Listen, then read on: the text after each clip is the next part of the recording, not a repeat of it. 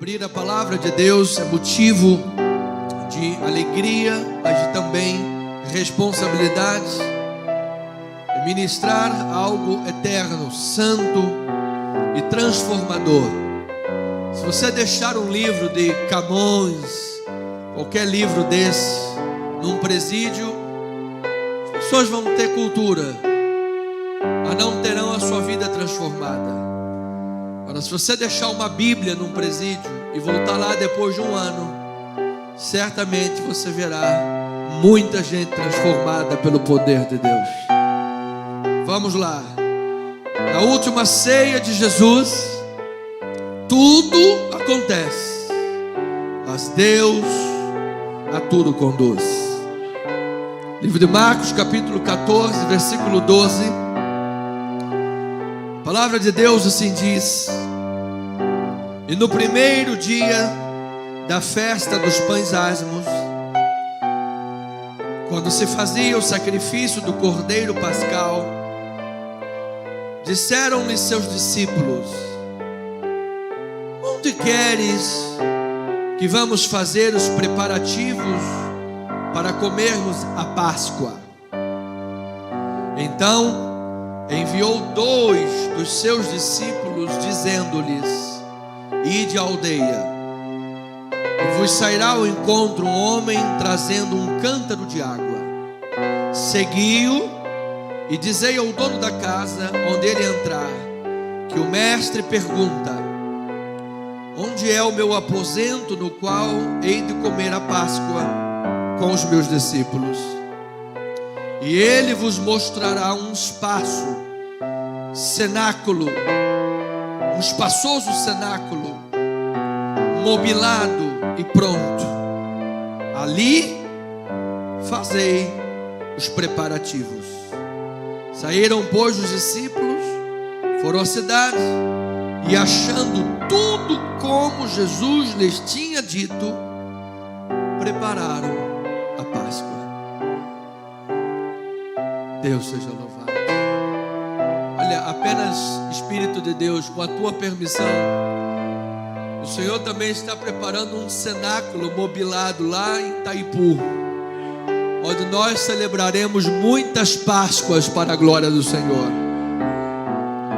Deus faz uma obra perfeita, porque Ele é soberano. Esse texto, ele é tão rico, ele é tão rico, vai até o 26, o texto básico. Vamos ver o que é que Deus vai falar ao seu povo. Oremos a Deus. Paizinho amado, os nossos corações, quando ouvem a palavra, acontece algo espiritual, algo sobrenatural, porque não é apenas um ouvido, tímpano, mas é o coração, Pai, é o âmago, é a alma, é o ser. A tua palavra traz lenitivos, a tua palavra traz consolação, a tua palavra, meu Deus, traz ânimo, a tua palavra nos traz direção, significado, razões, sentido de vida. Quando ouvimos a tua palavra, andamos sabendo por onde estamos caminhando. Quando ouvimos a tua palavra, sabemos o amanhã pela fé. Apesar de não saber o que vai acontecer em si, nós sabemos que a palavra de Deus garante o amanhã. Então, ó Pai, a tudo tu conduzes, e nós queremos ouvir esta palavra soberana, em nome de Jesus. E o povo amado de Deus diga amém e amém. Obrigado, amada pastora, louvado seja Deus. Família cristã, comunidade de Deus, santos e preciosos, que tem pelo sangue de Jesus a vida eterna garantida, para a glória do Senhor. Aqui no capítulo 14 do Evangelho segundo Marcos, o evangelista, nós vemos inicialmente neste capítulo algumas coisas importantes. Em primeiro lugar, Jesus é ungido para a sua incumbência messiânica. Quando chegamos ao Natal, por exemplo, podemos dizer que Jesus nasceu para morrer. Esta foi a incumbência de Jesus. A razão do Natal foi a morte de Jesus. Jesus veio ao mundo para cumprir o mandato dado pelo Pai, de entregar a sua vida na cruz do Calvário. Do latim, Agnus Dei, que tollis mundi, seja, eis o Cordeiro de Deus que tira o pecado do mundo. Se Cristo não tivesse morrido, se Cristo não tivesse nascido para morrer e tivesse de fato concretizado a obra, nós ainda estaríamos debaixo do pecado, ainda seríamos alvo da ira de Deus e não haveria salvação. Mas graças a Deus que Jesus fez esta obra maravilhosa. E então diz que na abertura de Marcos 14, que ele foi ungido para esta obra. Aquela mulher com um líquido nardo puro, derramou sobre a cabeça de Jesus, enxugou com os cabelos. Era o valor daquele nardo de 1 ano de trabalho. Era possivelmente, dizem os estudiosos, uma herança de família. Então eu quero lhes dizer que nada na obra de Deus pode ser realizado senão por meio da unção de Deus. Jesus, no início do ministério, assim que saiu das águas batismais, diz a palavra que os céus se rasgaram, o Espírito Santo desceu em forma corpórea de pomba, e ali Jesus foi batizado, foi ungido, cumprindo a profecia de Isaías. O Espírito do Senhor está sobre mim, pelo que me ungiu para curar os doentes, para levantar os caídos, para restaurar os quebrados, para evangelizar amados. Era a unção do Espírito Santo sobre a vida de Jesus, no início do ministério. Então Jesus entra no deserto, vence a tentação de Satanás, e quando sai do deserto como 100% Deus, ungido pelo Espírito, e 100% homem vitorioso no deserto, ele amarra o valente, ele amarra as obras de Satanás, e nós cantamos com alegria: para isto Cristo se revelou, destruir as obras de Satanás, vencedores em Cristo Jesus, cantaremos então, bem-vindo ao seu reino aqui. Diga glória a Deus por isso, amado. Esta foi a obra que Jesus fez vitorioso.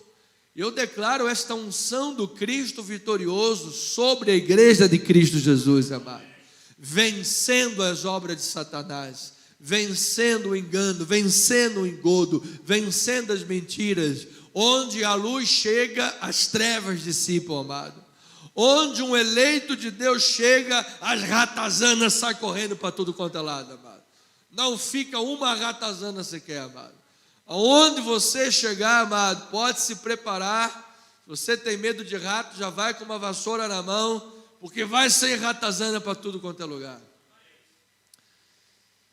Então foi isso, Jesus foi ungido. Depois, no meio deste processo de Deus, no meio deste processo de unção, nesse processo de doação, nesse processo de preparação para a obra messiânica da morte, que Jesus iria morrer, ele foi preparado para a morte. Nesse processo, o fracasso espiritual de especialmente um discípulo aconteceu, foi Judas. E isso mostra para a igreja de Cristo que esta atenção e vigilância é algo de extremamente séria. Amados, nós não podemos negligenciar a obra de salvação. Aos Hebreus disse: como escaparemos nós se negligenciarmos o quê? Tão grande salvação. Foi o devocional de ontem que nós enviamos. Quando a pessoa negligencia a obra de salvação, ela está negligenciando o quê? Está negligenciando que o Deus Todo-Poderoso conduz a sua vida em perfeita vitória. Imagina, mas se eu quero negligenciar isso, Senhor, conduz a minha vida mesmo. Não quero dar um passo na minha vida se não for o Deus Todo-Poderoso a me conduzir. Porque assim eu sei que mesmo que eu ande pelo vale da sombra e da morte, eu não temerei mal algum, porque tu, Senhor, estás comigo. Agora, se Deus disse, vai para cá e eu vou para lá, aí é nossa responsabilidade.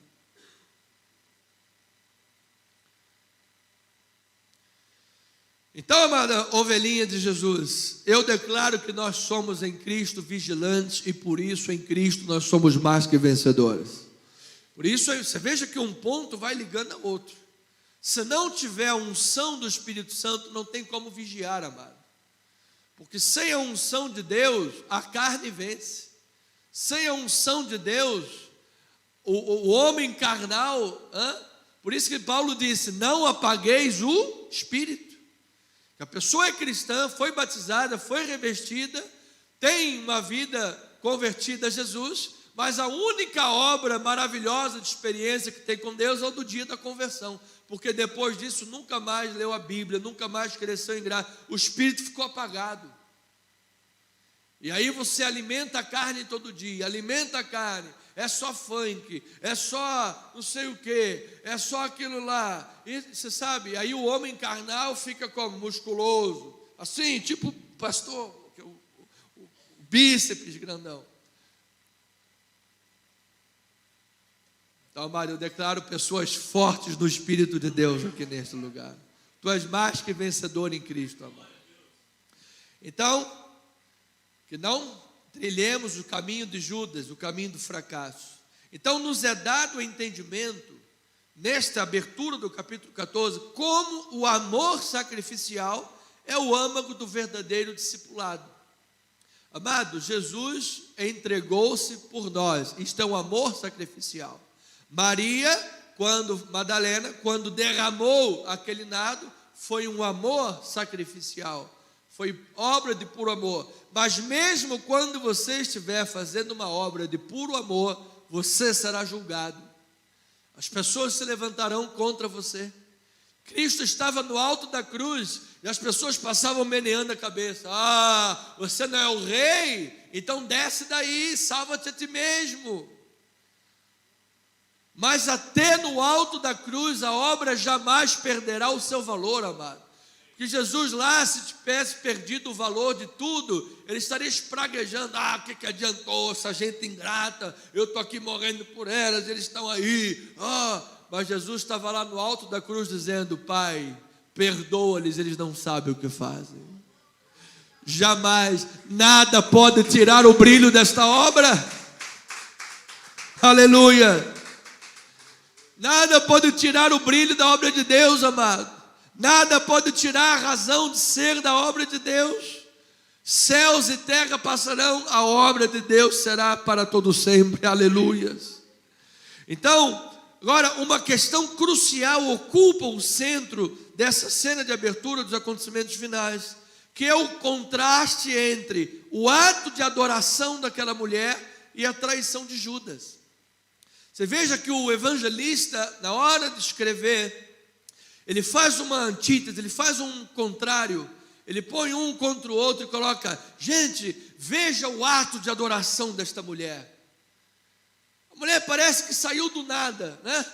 Estava lá 12 discípulos, estava lá 12 apóstolos, de onde mais se esperaria que saísse unção, de onde mais se esperaria que saísse fervor, de onde mais se esperaria que saísse amor por Jesus e amor pela obra. Estavam lá, e de repente do nada, vem uma mulher do nada, e ela é que faz a obra de amor e diz, Senhor está aqui, Pai, eu entrego a minha vida nas tuas mãos.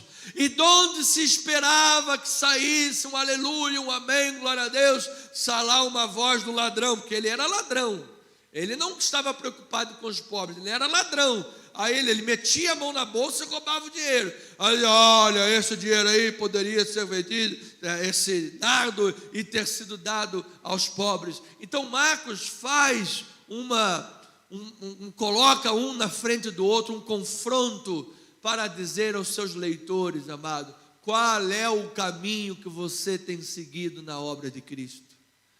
Qual é o caminho que você tem seguido na obra do Senhor? Então em Marcos 14, veja isso, versículo 3, a palavra vem para edificar, exortar e admoestar. Estando ele em Betânia, reclinado à mesa, em casa de Simão, o leproso, veio uma mulher trazendo o vaso de alabastro. Você veja que ele não fez questão de dar nomes à mulher. Veio uma mulher, amado, nessa primeira parte, eu vou lhe dizer uma coisa, a tua vida há de ser um instrumento de Deus, que você nem saberá quanta gente você está abençoando, amado. Nem saberá. Às vezes terá gente grata a Deus pela tua vida, que você nem sabe que existe, mas você é uma bênção neste mundo, amado. Receba aí na tua vida, amado. Isto aqui é Cristo em nós, amado, para a glória do seu precioso nome. Diz que veio uma mulher trazendo um vaso de alabastro com preciosíssimo perfume de nardo puro. E quebrando o alabastro, a cerâmica, derramou o bálsamo sobre a cabeça de Jesus. E aí indignaram-se alguns entre si e diziam: para que esse desperdício de bálsamo? Parece que eles falam mesmo, você não entende nada. Porque esse perfume poderia ser vendido por mais de 300 denários e dar-se aos pobres. E murmuravam contra ela. Mas Jesus disse: deixai-a, por que a molestais? Ela praticou boa ação para comigo, porque os pobres sempre tendes convosco, e quando quiserdes, podeis fazer-lhes o bem, mas a mim nem sempre me tendes. Olha lá, ela fez o que pôde, antecipou-se a ungir-me para olha aí a unção de Deus. Amado, antes de você colocar o teu pé na rua às 6 da manhã, saia, mas saia na unção de Deus para o teu dia de trabalho. Não saia sem antes orar. Não saia sem antes se entregar aquele dia nas mãos do Senhor. Não saia sem dizer: Pai, envia os teus anjos na minha frente, que os anjos do Senhor estejam acampados ao meu redor. Pai, dei-me espírito de discernimento. Pai, que os teus anjos me livrem nesse mundo caótico. Que em nome de Jesus eu tenha a unção de Deus onde eu estiver caminhando para a glória do Senhor. Ele diz: em verdade vos digo, onde for pregado em todo o mundo o Evangelho, será também contado o que esta mulher fez para a memória sua. Amado, Jesus tem prazer em honrar os seus servos, amado. Glória a Deus. Você acha, amado, que as tuas horas de serviço para Deus, de oração, às vezes visita alguém que está doente, alguma obra de amor que você faz, tudo que você faz pela obra do Senhor, você acha que está esquecido, amado? Está tudo na memória de Deus, amado. Está tudo guardado no coração do Pai. E haverá o último dia, o trono branco de Deus, que Apocalipse diz, de onde todos nós iremos passar. E aí ele vai dizer: onde você está? Cadê? A salvação é pela graça, graças a Deus por isso. Mas o galardão é diferente. Até no céu o galardão terá mérito, amado. É meritocracia. Até no céu, o galardão é de acordo com a obra de cada um. Eu não vou receber o galardão do irmãozinho lá, e o irmãozinho não vai receber o meu galardão. Cada um tem o seu galardão, amado. Diga glória a Deus por isso. Glória a Deus. Então depois ele diz, versículo 10: e Judas Iscariotes, um dos 12, foi ter com os principais sacerdotes para entregar Jesus. Eles, ouvindo, o que fizeram? Alegraram-se. Lhe prometeram o quê? Din-din, cash, pix. Pegaram lá o CPF para fazer um pix para ele. Nesse meio tempo, buscava ele uma boa ocasião para o entregar. Você sabe que muitas pessoas esperam uma boa ocasião para tentar envergonhar você. Deus está no controle da tua vida, amado. O que se passou com o mestre, se passa com o discípulo também. Por isso ele disse: você quer me seguir? A minha pergunta é: para onde Jesus estava andando? Para a cruz. Então ele disse: tome a sua cruz e siga-me. É assim que Jesus faz. Satanás faz diferente. Satanás faz assim: venha me servir, eu vou te dar isso, eu vou te dar aquilo, eu vou fazer não sei o que, eu vou fazer não sei o que lá, eu vou. Aí depois lá no final do contrato, ele bota umas palavrinhas bem pequenininhas, que não se consegue ler, senão com a lupa da palavra. E lá está escrito: depois você vai perder a sua alma e eu vou te levar para o inferno. Mas com Jesus é diferente. Jesus logo na primeira página ele bota assim: quem quer ser meu discípulo, negue-se a si mesmo, tome a sua cruz e siga-me. E depois lá no final, depois lá na meia página para cima, ele coloca: você vai ter a vida eterna, você vai entrar no gozo do Pai, você vai viver num lugar onde não terá nem lágrimas, nem choro, porque tudo isso passará. Eu serei o seu Deus e você será o meu povo. Este Deus é inigualável. Então, o ato de adoração desta mulher ao ungir Jesus para o seu sepultamento é que faz a transição para a cena da última ceia. Ali é a transição. Quando ela entra e unge Jesus, é a transição para a última ceia, onde Jesus esclarece, por isso, onde é esclarecido por essa atitude da mulher, a relevância da sua morte iminente. Amado, não há valor o que Jesus fez por nós na cruz do Calvário, não há valor. Você é o que é pela graça de Deus, amado. Eu posso olhar, independentemente das razões ou questões do mundo, quer que seja, amado, você já é um abençoado, um amado, um eleito, um escolhido, porque foi feita uma obra de salvação. Aí tem gente que canta aí fora: o melhor de Deus ainda está por vir, o melhor de Deus ainda está por vir. Eu canto diferente: o melhor de Deus já veio há 2000 anos atrás, o melhor de Deus já veio, foi Jesus. É Ele o melhor da igreja, amado. É Ele o melhor. É Ele o melhor. Que se eu negligenciar esta obra e esta presença de Jesus para dizer que o melhor ainda está por vir, então quer dizer que o emprego, ou o salário, ou a saúde, ou qualquer coisa que seja, é melhor do que Jesus? Não, amado. Agora, se você tem Jesus em primeiro lugar, aí eu creio, muitas bênçãos ainda chegarão à tua vida, amado, porque Deus é bom. Então, agora, na continuidade do texto, Jesus exerce, e é isso que liga para esse tema desta manhã. Jesus exerce controle soberano sobre todos os aspectos da sua paixão. Ouça isto, amado: Jesus não foi vítima da cruz. As pessoas olham para Jesus na cruz: tadinho, tadinho. Amado, Jesus não foi vítima da cruz. Ele estava no controle de tudo. Ele escolheu sofrer por amor de nós. E é na última ceia que nós vemos que tantos cumprimentos das profecias do Antigo Testamento, quanto havia também controle exercido por Jesus, nada estava fora da agenda de Deus. Nada estava no lugar errado, na hora errada. Jesus não foi vítima sequer da trama de Judas.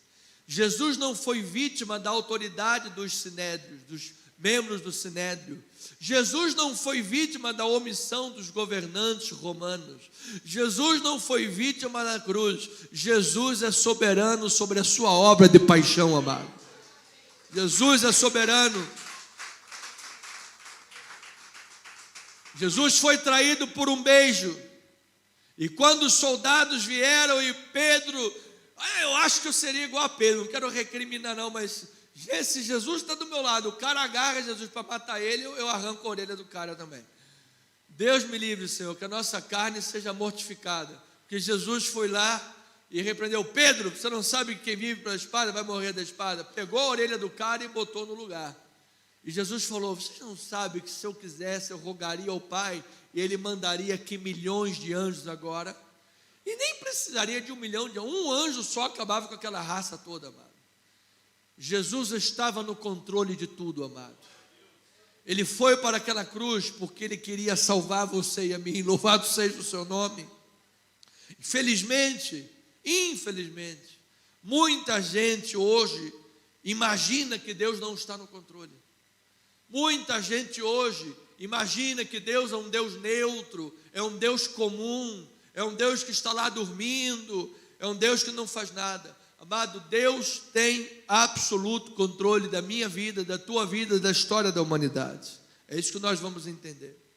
Depois a Páscoa é apresentada. Ela é o livramento concedido por Deus ao seu povo. Ouça isso, Jesus planejou todo o acontecimento desta ceia, esse alimento, essa refeição da Páscoa. Nós vamos entender a diferença. Ele planejou tudo de forma deliberada, a fim de usar o que se chama de Seder Pascal para explicar o significado de sua morte. Ou seja, o Seder Pascal é um jantar cerimonial onde se explica o êxodo, a saída do Egito e o livramento de Deus. Esse é o Seder Pascal, é a refeição da Páscoa. O filho faz uma pergunta ao pai, o que significa o cordeiro, e o pai faz a explicação como Deus de Abraão, de Isaac, de Jacó, como Todo-Poderoso Yahvé Adonai Tsevaot, o Deus dos exércitos, livrou o seu povo das mãos de Faraó. Então esta é a plenária da Páscoa, e Jesus vai mostrar que aquela ceia é um novo êxodo. Aquela ceia é uma nova libertação. Por isso ele planejou tudo. Quando ele diz: olha, vocês vão e vai aparecer um homem com um cântaro. Algo semelhante aconteceu na entrada triunfal de Jesus. Você se lembra? Vocês vão lá, vai ter um burrinho, você vai desamarrar o burrinho, e aí alguém vai perguntar. Jesus deu todo o mapa, deu toda a planta.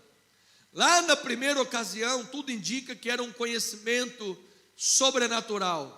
Aqui na questão desse homem particular, não a de Judas foi sobrenatural, mas desse homem particular, dá a entender que Jesus já havia combinado com aquele homem. Por quê? Até porque, em primeiro lugar, não era costume dos homens carregarem água em cântaros. Quem carregava água em cântaros eram as mulheres. Os homens carregavam água em bolsa de couro. 2 discípulos precisavam estar, então tudo estava arrumado. Jesus preparou tudo. Amado, você acha que a tua vida está aqui num Big Bang, algo que explodiu e você não sabe se é perna ou se é cabeça? Amado, todas as coisas estão preparadas. Nem olhos viram, nem ouvidos ouviram, nem jamais no coração humano o que Deus tem preparado para aqueles que o amam. Já está preparado, amado. Já está preparado. A Bíblia diz: os teus olhos me viram a substância ainda informe. Você sabe, lá na concepção, lá quando papai e mamãe estavam lá no amor da lua de mel, e lá na concepção, lá no perdigoto da concepção, lá já Deus amava você. Lá Deus já amava você. Aí vem a pessoa e diz assim: não, até a 6ª semana a gente pode assassinar a criança. Não, amado, isso é pecado, é assassinato, e vais dar conta no dia do juízo final. Então, Ele tem cuidado de todas as coisas. Deus está cuidando da tua vida, amado, desde a concepção. Ele prepara, Ele é soberano, Ele é Senhor. E o texto nos mostra a traição então de Judas. E esta traição de Judas acontece, ela faz parte ouça isso aqui é tremendo, amado. A traição de Judas faz parte do plano providencial de Deus, ao mesmo tempo que é uma escolha de Judas. É como se você pegasse uma moeda, a moeda tem cara e coroa. Você pega a moeda em cima da mesa e você faz assim, ó. Você roda a moeda. Você não consegue ver. Mas são os dois lados de uma mesma moeda. Por um lado, Deus é soberano. Por outro lado, eu não posso dizer, eu pequei porque a culpa é de Deus, porque Ele é soberano. Não, você tem responsabilidade do seu pecado. Mas isso acontece no mundo espiritual de uma forma tão acima da nossa compreensão, que Deus continua sendo soberano, mas não é responsável pelo nosso pecado. Você é responsável pelas suas decisões e escolhas. Por isso a palavra de Deus é imparcial e apresenta o pecado de Judas como algo extremamente sério e grave, para que nós saibamos o caminho que temos trilhado. Então, a ideia central do texto, que vai do versículo 12 até o versículo 26, a ideia central desta perícope, irmão José Cardoso, é que o tema teológico que dá coesão, dá ligadura a esta narrativa da última ceia, em primeiro lugar, é a consciência soberana de Jesus acerca de tudo que se desenrola. Em segundo lugar, o seu controle sobre cada situação. Então, nos preparativos para a refeição do Deus soberano que está no controle, a refeição pascal, na realização da ceia, Jesus a redefine como símbolo que se cumpre na sua própria morte. Ou seja, o pão, o vinho, é símbolo do que vai se cumprir na hora que eu estiver derramando o meu sangue. Porque o pão é o meu corpo e o sangue e o vinho é o sangue derramado em favor de muitos. Lá estava Jesus fazendo uma obra em favor da sua igreja. Lá estava o amor sacrificial tomando o nosso lugar na morte para vivermos a sua vida. E esse foi o significado que Jesus deu para a ceia. Então, na última ceia, ato simbólico do sacrifício salvífico, a soberania de Jesus em carne reflete a soberania de Deus sobre todas as coisas. Veja Marcos capítulo 14, versículo 12 a 18. No primeiro dia da festa dos pães asmos, quando se fazia o sacrifício do cordeiro pascal, disseram-lhe seus discípulos: onde queres que vamos fazer os preparativos para comer a Páscoa? Então enviou 2 de seus discípulos, dizendo-lhes: ide à cidade e vos sairá ao encontro um homem trazendo um cântaro de água. Segui-o e dizei ao dono da casa, onde ele entrar, que o mestre pergunta: onde é o meu aposento que hei de comer a Páscoa com os meus discípulos? E ele vos mostrará um espaçoso cenáculo mobilado e pronto, ali fazer os preparativos. Saíram, pois, os discípulos, foram à cidade e, achando tudo como o mestre lhes havia dito, prepararam a Páscoa. Ao cair da tarde, foi com os 12. Quando estavam à mesa, agora especialmente nesse versículo, entra um conhecimento soberano de Jesus em carne. Quando estavam à mesa e comiam, disse Jesus: em verdade vos digo que um dentre vós, o que come comigo, me trairá. A minha pergunta é: Judas foi lá e falou: mestre, eu vou te trair, hein? Quando você estiver lá, eu vou te entregar com um beijo. Jesus é soberano, amado. Jesus conhece até as nossas falhas. Se você esta manhã entrega as suas falhas nas mãos de Jesus, Jesus pode tratar das tuas falhas. Jesus pode tratar das tuas fraquezas. A Bíblia diz que nós não sabemos orar como convém, mas o Espírito nos assiste em nossa fraqueza. Amado, o Espírito de Deus poderia orar em japonês, em inglês, em mandarim, em italiano, em espanhol, em português, em qualquer língua que ele quisesse, mas ele escolheu orar em gemidos inexprimíveis, amado. É algo que vem do âmago, é algo que vem de dentro. Ele ora pela igreja com gemidos inexprimíveis, a fim de te livrar da tua fraqueza, amado, e te fortalecer para a glória do seu nome. Para a glória do seu nome. Por isso Paulo disse: eu posso todas as coisas naquele que me fortalece. Jesus Cristo. Então, a autoridade providencial de Deus sobre o mundo, amado, é uma verdade de suma importância. A autoridade providencial. Você acha que Abraão estava lá naquele monte para oferecer o cordeiro e Deus não tinha provisão para ele? Tinha. Abraão é que não sabia disso. Por isso era Abraão que estava sendo provado. Não era Deus que estava sendo provado se poderia ou não dar a provisão. Quem estava sendo provado era Abraão, se tinha fé o suficiente de ir lá em cima e entregar o seu próprio filho. Mas quando ele provou a sua fé, então na hora que ele estendeu o cutelo, apareceu um cordeirinho, e lá o anjo disse: Abraão, não te faças nada ao menino, está ali a provisão de Deus. E Abraão deu àquele monte o nome Jeová Jiré, o Senhor proverá. Amado, este é o nome sobre todo nome, Jesus Cristo. E em Jesus, como é que a provisão foi dada? Pelo símbolo da ceia. Quando a mão com o cutelo foi estendida, Deus não parou a mão. Ele lançou o cutelo sobre o seu filho, que foi imolado na cruz do Calvário. Porque toda a antiga aliança era imperfeita.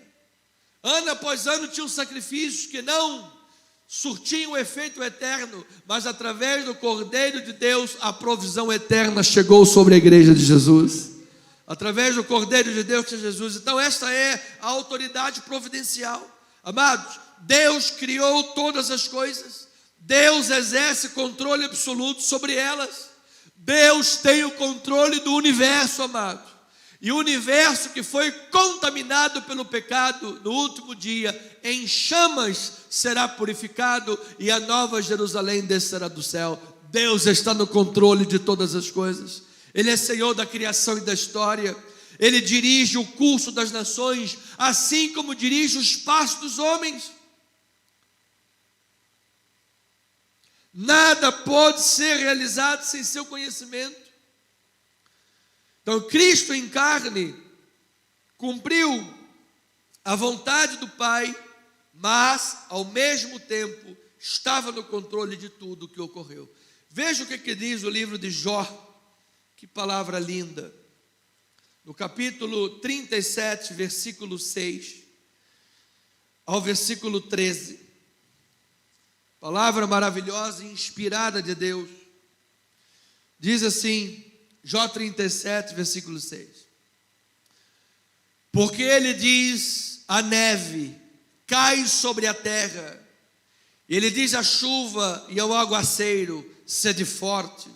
Assim torna ele inativas as mãos dos homens, para que reconheçam as obras dele. E as alimárias entram nos seus esconderijos e ficam nas suas cavernas. De suas recâmaras sai o pé de vento, e do vento do norte o frio. Pelo sopro de Deus se dá a geada, e as largas águas se congelam. Também de umidade carrega as densas nuvens, nuvens que espargem os relâmpagos. Então elas, segundo o rumo que ele dá, se espalham para uma e para outra direção, para fazerem tudo o que lhes ordena sobre a redondeza da terra. Aleluia, glória a Deus. E tudo isso faz ele vir para o quê? Disciplina, se convém à terra, ou para exercer a sua misericórdia. Gente, que Deus soberano e tremendo, amado. Sabe que todas as coisas Deus faz ou para exercer disciplina ou para exercer misericórdia, amado.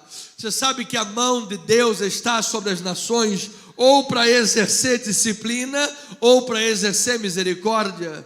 A mão de Deus está sobre o Brasil ou para exercer disciplina ou para exercer misericórdia.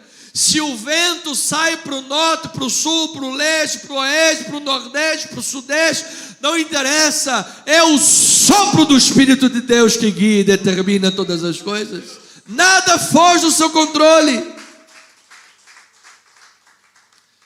Ora, isso que Jesus, através do seu controle soberano, diz: alguém me trairá, um de vocês me trairá. E Jesus já sabia quem era. é o controle que ele tinha da sua paixão. Jesus não foi vítima da cruz, Jesus é Senhor de todas as coisas. Então, na última ceia, ato simbólico do sacrifício salvífico, a morte de Jesus foi um livramento pascal. Marcos capítulo 14, versículo 22 a 26, olha lá. E enquanto comiam, tomou Jesus um pão, e abençoando-o, partiu e lhes deu, dizendo: tomai, isto é o meu corpo. A seguir tomou Jesus um cálice, e tendo dado graças, o deu aos seus discípulos, e todos beberam dele. Então lhes disse: isto é o meu sangue, o sangue da nova aliança, derramado em favor de muitos. Em verdade vos digo que jamais beberei do fruto da videira até aquele dia em que o hei de beber novo no reino de Deus. Aleluia. Tendo cantado um hino, saíram para o Monte das Oliveiras. Amado, até louvor tinha naquela hora da ceia, amado. Você imagina como é que seria a voz de Jesus? Seria tenor ou seria barítono ou seria grave? Certamente era uma voz poderosa, amado. Certamente era uma voz que Jesus fala e o diabo corre. Você já viu aquele vídeo? Tem um general que ele diz assim: bom dia! E aí um monte de gatinho corre para tudo quanto é lado. É a voz de Jesus, amado. Quando Jesus fala um amém, um aleluia, sai capeta e ratazana para tudo quanto é lugar, amado. Que seja a voz deste Deus que está no controle, anunciando a sua obra, que esteja no controle da tua vida também. Porque Ele te livrou, amado. Amado, nós, se fôssemos por nós mesmos, eu sou o Senhor de mim. Tem uma série na Netflix, agora não me lembro o nome, de um professor de química que vai lá e cheira droga, vende cocaína, um monte de... Breaking Bad. Esse cara, o ponto ápice, obrigado, amado. O ponto ápice dessa série é quando ele diz assim: eu sou o Senhor de mim. Eu sou o Senhor de mim. Sabe como é que ele morreu? Na sarjeta, lá com um tiro na vergonha. Amado, que seja Jesus o Senhor da nossa vida. Ele assim nos livra de todo o mal. Ele nos livra. Então Deus instruiu. Isso que significa a ceia. É isto: o pão, o corpo, o sangue, o vinho. Então lembra que Jesus está dando ali naquele ceder pascal, naquele jantar, naquela refeição da Páscoa, para recordar o livramento. Deus está dando um significado. Jesus está dando um ressignificado, um novo sentido. Está dizendo: agora é um novo êxodo, agora é uma nova celebração, agora é uma nova libertação. Então lembra-te que Deus instruiu os israelitas para celebrarem a Páscoa como decreto permanente, para que eles comemorassem o livramento de Israel da escravidão do Egito, ao ponto que essa celebração se tornou um símbolo da libertação e da salvação que aquele povo recebeu. Naquela noite em que o anjo da morte iria passar, e todos os primogênitos dos israelitas seriam mortos pela dureza do coração de Faraó, o Senhor disse que eles pegassem um cordeiro, imolassem e passassem o sangue daquele cordeiro na verga das portas.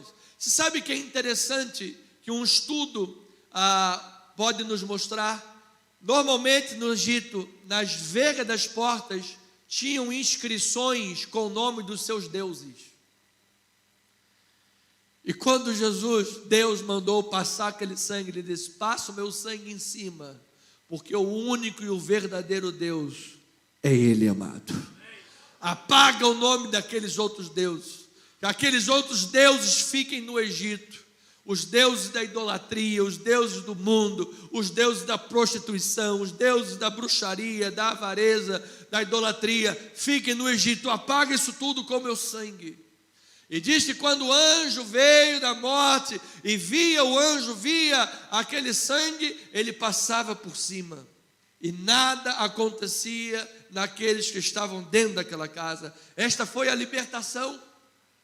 E diz que foi infundido um terror tão grande nas famílias do Egito que disseram: manda esse povo embora.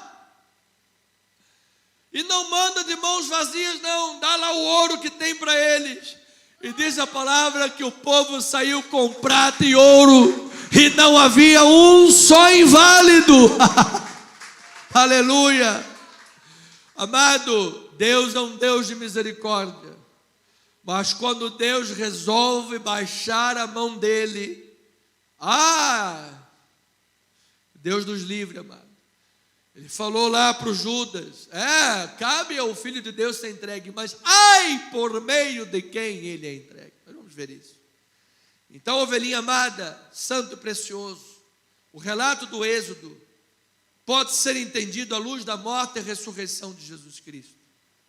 Pois assim como Deus, por meio de Moisés, livrou os israelitas da escravidão, a morte de Cristo livra da escravidão do pecado todo aquele que nele crê, amado.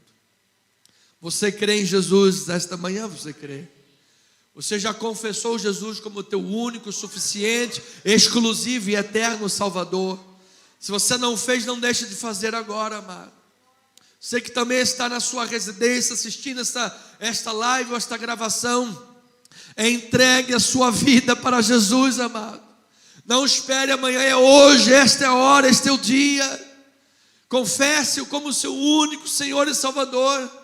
Eu confesso, declaro que Jesus é o meu Salvador. Eu entrego a minha vida nas mãos de Jesus e reconheço que não há nenhum outro nome que possa me salvar. Somente o nome de Jesus é que pode.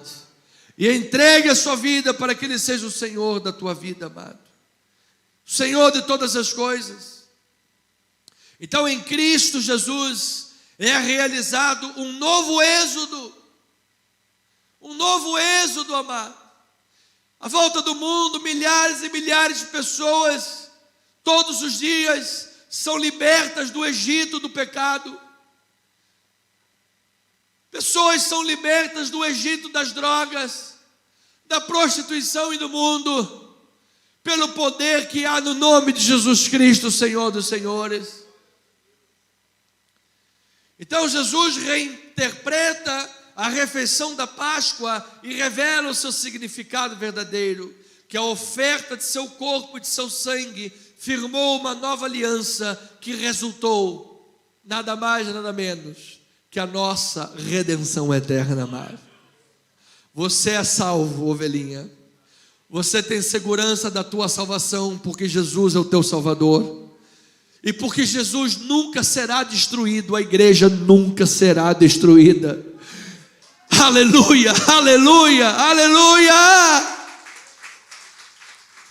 Por isso a igreja canta: porque Ele vive, posso crer no amanhã. Porque Ele vive, temor não há. Mas eu bem sei, que a minha vida está nas mãos do meu Jesus, que vivo está. E quando enfim chegar a hora em que a morte enfrentarei, sem medo então terei vitória, verei na glória o meu Jesus, que vivo está. Porque Ele vive, posso crer no amanhã. Porque Ele vive, temor não há. Bem sei, eu sei que a minha vida está nas mãos do meu Jesus, que vivo está. Amém. Aleluia. Ele vive. Amado, não há nada mais importante do que isso, amado. Não há nenhuma causa no mundo mais importante que esta. É a eternidade que está em jogo. Aleluias. E Cristo conquistou isso por nós. Colossenses capítulo 1, versículo 13. Ele diz: Ele nos libertou do império das trevas e nos transportou para o reino do Filho do seu amor, no qual temos a redenção, a remissão dos pecados. Este é a imagem do Deus invisível, o primogênito de toda a criação. Ou seja, Ele é o primeiro, Ele tem a primazia, Ele está acima. Pois nele foram criadas todas as coisas, nos céus e sobre a terra, as visíveis e as invisíveis, sejam tronos, sejam soberanias, quer principados, quer potestades. Tudo foi criado por meio dele e para ele. Ele é antes de todas as coisas, nele tudo subsiste. Ele é a cabeça do corpo da igreja. Ele é o princípio, o primogênito dentre os mortos, para em todas as coisas ter a primazia. Porque aprouve a Deus que nele residisse o quê? Toda a plenitude. Ou seja, amado, Jeová Jiré, Jeová Rafá, Jeová Chamá, Jeová Tsideknu, todos os nomes de Deus, Jeová, Jeová, Jeová, tudo isso está reunido em um nome, a saber, Jesus Cristo. Ele é o nome sobre todo nome. Até o 22, versículo 20. E que havendo feito a paz pelo sangue da sua cruz, por meio dele reconciliasse consigo mesmo todas as coisas, quer sobre a terra, quer nos céus. E a vós outros também, que outrora eres estranhos e inimigos no entendimento pelas vossas obras malignas, agora, porém, vos reconciliou no corpo da sua carne, mediante a sua morte, para apresentar-vos perante ele santos, inculpáveis e irrepreensíveis. Oh, Paizinho, obrigado, Senhor. Amado, a religião não poderia fazer isso por você. Nada nesse mundo poderia fazer isso por você. Só existe, por isso que disse um teólogo, só existem duas religiões no mundo: a religião de Deus e a religião do homem. A religião do homem é aquela que diz que você tem que subir a escadaria da penha, você tem que ajoelhar no milho, você tem que se autoflagelar, você tem que pagar o preço e amado, nada disso vai ligar você a Deus, você ao céu. O máximo que estas coisas, não estas, mas outras, podem fazer é te dar galardão. A única religião que pode te dar a salvação é a religião de Deus. Você sabe qual é essa? Deus amou o mundo de tal maneira que deu o seu Filho, para que todo que nele crê não pereça, mas tenha a vida eterna. Aleluia, é isso aí, amado. Então temos uns minutos finais para dizer que na última ceia, ato simbólico do sacrifício salvífico, a traição de Judas demonstra ao mesmo tempo a soberania de Deus divina e a responsabilidade humana. Veja o versículo 19 ao 21. Esse é como um quiasmo. Ele pega a primeira parte, depois pega a segunda parte, e no centro do texto está o mais importante. O quiasmo é isso. O quiasmo bíblico, você faz assim um X. Imagina um X, tem um X. Nas quatro pontas estão os textos no início e lá depois no final. Os textos periféricos. E no meio do X, onde o ponto se encontra, está o assunto ideal, está o assunto mais importante. Então, isso aqui é um quiasmo.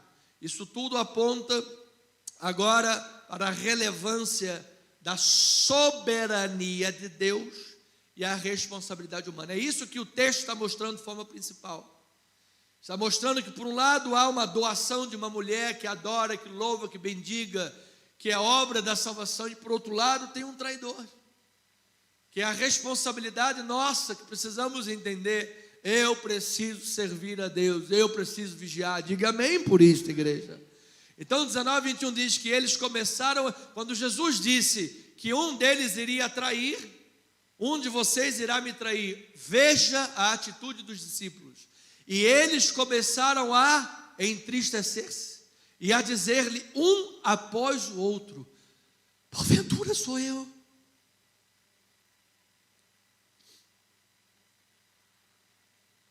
Respondeu-lhe: é um dos 12, o que mete comigo a mão no prato. Pois o Filho do Homem vai, como está escrito a seu respeito, mas ai daquele por intermédio de quem o Filho do Homem está sendo traído. Melhor lhe fora não haver nascido. Então, ovelhinha amado, essas duas coisas atuam juntamente na história da paixão: soberania de Deus e responsabilidade humana. É como dois trilhos de um trem que andam lado a lado, e lá na ponta, lá no horizonte, elas se tocam. Como uma moeda que você gira e você não consegue identificar, cara ou coroa, cara ou coroa, cara ou coroa. Acontece que depois da filosofia aristotélica, nossos pensamentos foram segregados por causa da questão antitética. A não é B, de forma que B não pode ser A. Ou A é A, ou B é B. Só que no contexto bíblico, isso não, para muitas coisas isso é verdade, mas no contexto bíblico isso não se aplica. Porque ao mesmo tempo que Deus é soberano, ao mesmo tempo você é responsável pelas suas atitudes.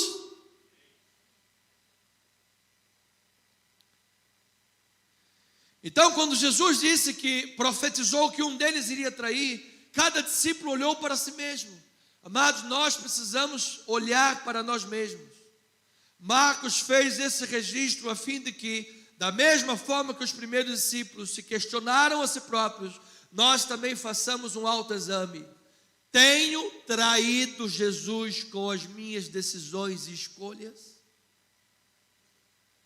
Tenho traído Jesus, sim ou não? Amado, eu não posso decidir nada por você e nem você por mim.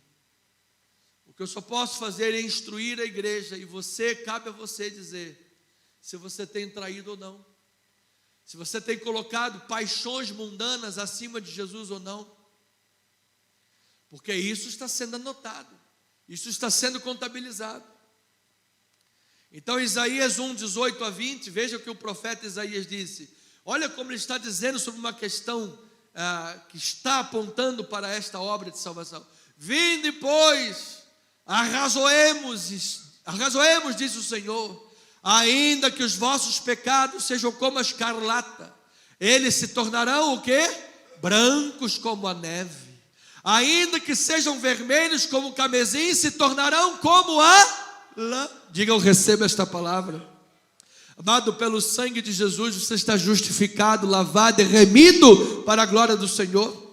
Agora no versículo 19 e 20, do mesmo contexto, não é coisa fora, sem pé nem cabeça, ligando o texto errado, o mesmo texto, versículo 19: se quiserdes e me ouvirdes, comereis o melhor desta terra, mas se recusardes e fordes rebeldes, sereis devorados à espada, porque a boca do Senhor o disse.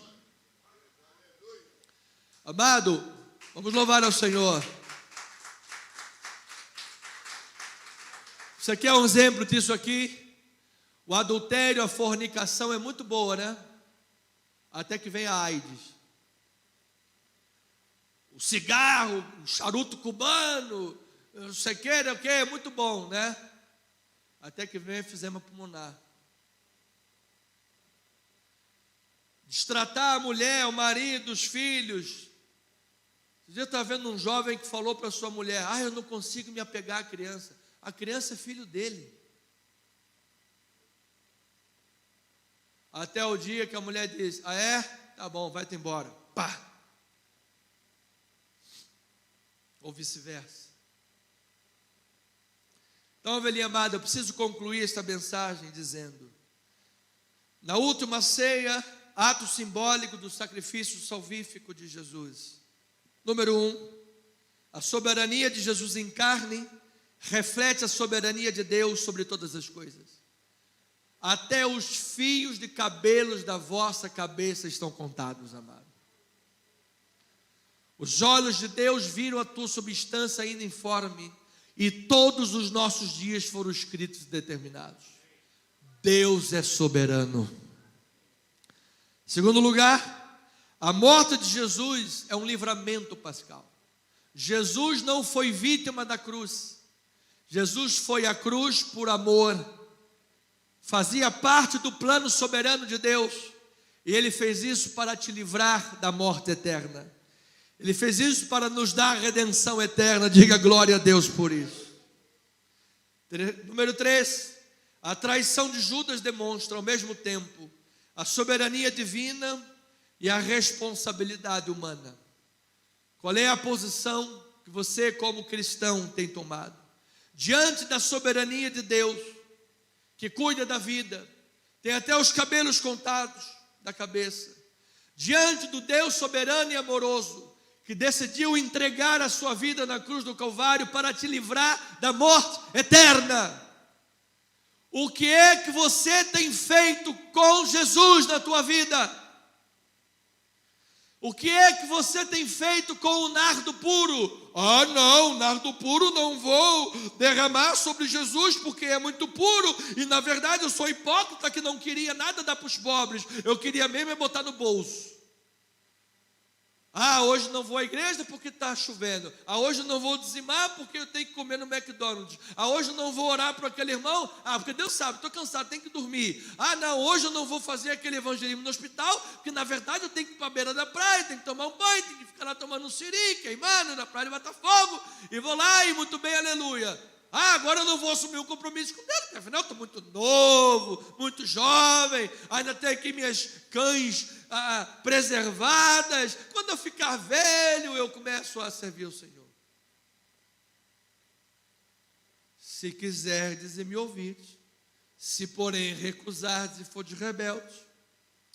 Então, amado, para terminar, vamos meditar. Uma dúvida é comum aqui. Pastor, se Deus está no controle, por que Deus permite que o mal exista?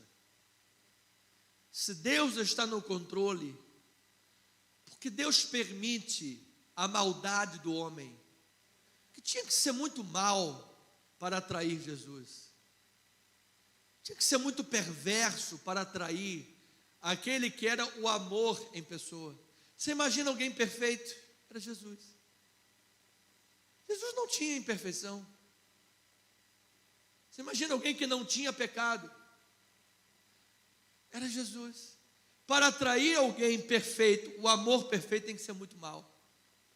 Mas por que Deus permite isso? Amado, ouça, Deus tem um plano perfeito que será cumprido cabalmente. E Ele é tão poderoso, e Ele é tão capaz, que Ele consegue inclusive usar as intenções perversas do mal e das pessoas a serviço do seu plano. Judas era somente uma peça no tabuleiro de Deus. Era necessário que alguém entregasse Jesus, e Ele não usaria uma ovelha para entregar. Ele não usaria alguém de fato convertido para entregar.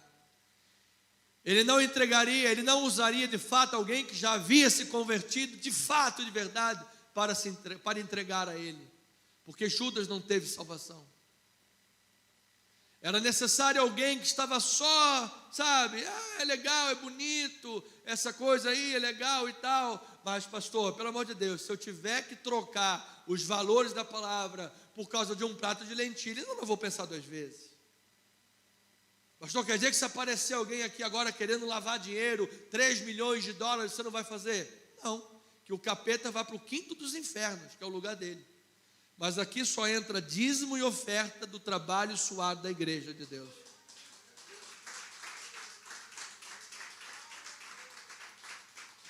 Então, amado, em que lado você está? Do lado daqueles que fazem uma autoanálise e permanecem na fé, servindo ao Senhor?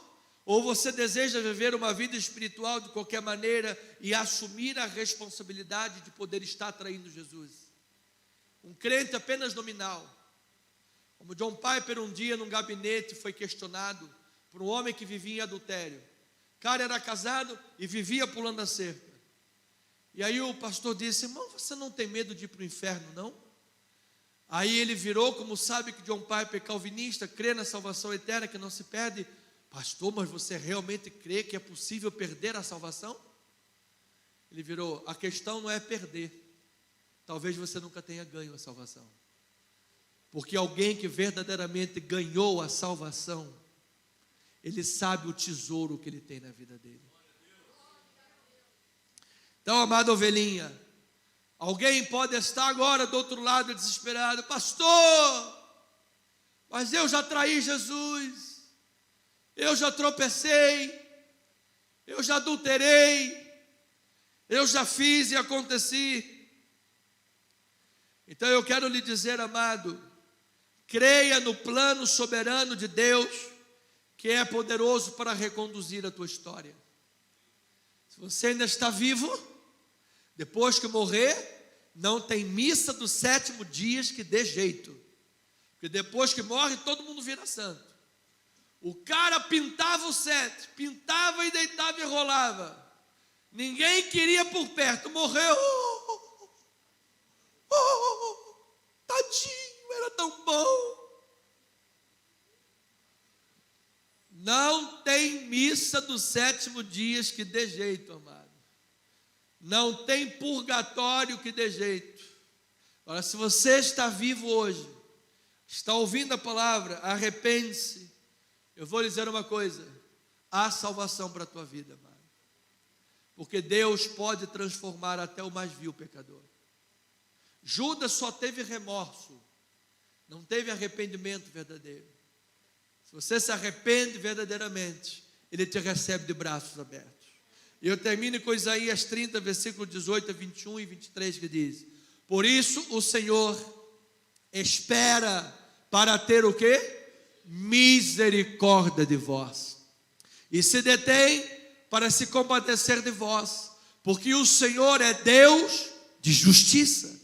Bem-aventurados todos os que nele esperam, porque o povo habitará em Sião, em Jerusalém.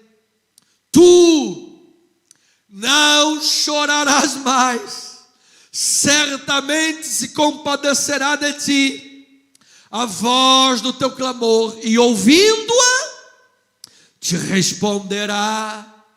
Embora o Senhor vos dê pão de angústia e água de aflição, contudo, não se esconderão mais os teus mestres, os teus olhos verão os teus mestres. Ou seja, amados, aqueles que negaram a mensagem, aqueles que negaram os mestres, aqueles que negaram as pregações e por sua responsabilidade adentraram o caminho equivocado e receberam pão de angústia, de aflição, água de disciplina, de amarga. Ele está dizendo: eu não vou negar os teus mestres. Ou seja, a palavra está sendo pregada esta manhã para a tua vida, amado. Hoje é dia de crescimento e arrependimento e salvação. E aí ele diz, versículo 21, quando te desviares para a direita e quando te desviares para a esquerda, os teus olhos ouvirão atrás de ti uma palavra dizendo: este é o caminho, andai por ele. E então o Senhor te dará chuva sobre a tua semente, Amado, você sabe aquela vida que às vezes a pessoa diz: gente, a minha vida parece desgraçada. Eu trabalho, eu faço isso, aquilo, eu não tenho prazer na vida, eu não tenho alegria, parece uma vida debaixo de maldição. Está repreendido e passou isso da tua vida, amado. Ele está dizendo: o Senhor te dará chuva sobre a tua semente, com que semeares a terra, como também pão, como produto da terra, e ele será farto e nutritivo, e naquele dia o teu gado pastará em lugares espaçosos. Então, amado, eu declaro sangue de Cristo sobre a tua vida, a graça e a misericórdia de Jesus sobre você, e como um cristão convertido por Cristo Jesus, prudência, sabedoria, amor a Deus e a sua obra, gratidão e temor do Senhor e vigilância, para que você viva uma vida sarada, para que você viva uma vida saudável, uma vida de autoexame sincera, uma vida cristã sincera e abençoada por Deus, na unção do Espírito Santo que te capacita para vencer o pecado e viver como Cristo Jesus, mais do que vencedor em todas as coisas. Que assim seja, assim diz o Senhor.